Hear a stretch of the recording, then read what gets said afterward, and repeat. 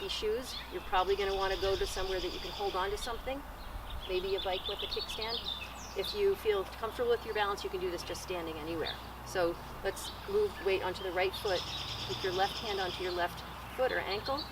If your knees are bothering you at all, it's nice to hold onto your ankle because then you can flex your ankle and it gives a little extra protection to your knee joint. So if you're not using something to help you balance, it's going to be useful to stare at something that's not moving. So just bringing your heel in close to your bottom as much as you can, and your knee in toward the other knee. If you're not holding on to something, you can use your other hand to hold on as well. I'll show this one here.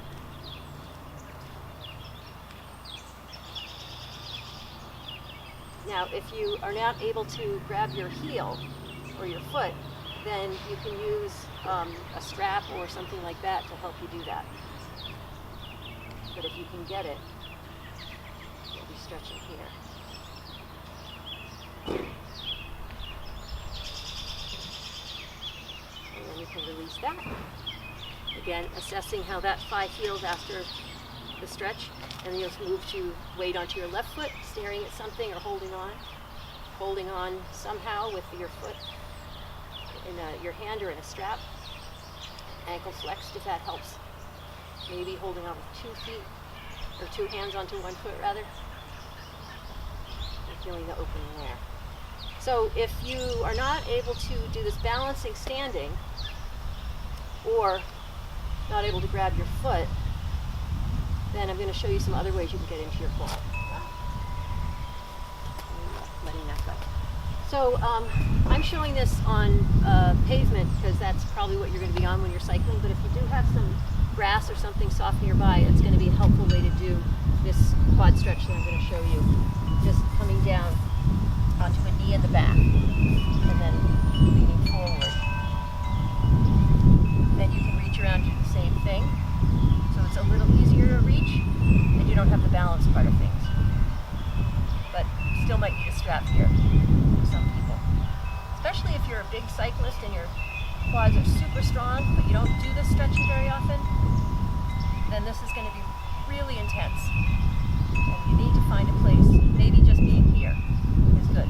Or maybe you put your foot up on a step or something like that, and it's just resting, and you're getting the stretch there. So we can switch sides. Just come and pivot around. Again, notice. Now you're letting your right knee onto the ground behind you. That stretch to happen, either just keeping your foot down on the ground, placing it, even take your helmet. It's a good use of a prop. You can take your helmet, put it behind you, and just let your foot rest on the helmet. And that might be a good stretch for a lot of people in the quad. Otherwise, you can reach around behind, holding on. I'm feeling a little bit of a cramp in my right hamstring. That'll happen after a lot of work in the hamstrings.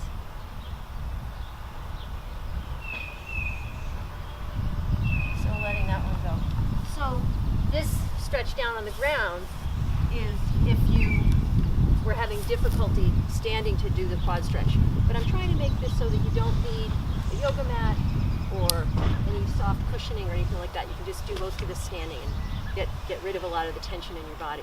So hopefully either standing or in the lunge, you've opened up your quads a little bit. Now to get into the hamstrings, again, you can maybe use a bike on a kickstand if that is accessible to you. Or you could use, instead of blocks, you could use a helmet and a water bottle to help you reach the floor a little bit more. So these can be your blocks, let's say. And you come down, you can put them there. And then you're going to just put one foot out in front. Now, maybe you still need a little more height. So, you might be just here, working there. And if your bike doesn't have a kickstand, you could still use the bike to help you to stabilize yourself. But I'm going to show it with these props as blocks. So first you'll just take a little step back, flex your heel, and you have your hands on something supportive. If you can reach the ground, then you do that. And you're just going to be in some position where you're going to feel a stretch in your hamstring now. So breathing there. The more you flex your toes up toward you, the more stretch you'll feel. Hey, Johnny.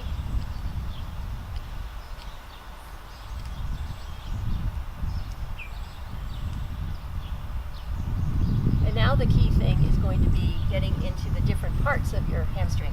So you're going to pivot your toes out toward the pinky toe side and get a little stretch there. So you can be here with your hands on your bike props, have your hands on the floor, or you can be working up here with your hands on a bike.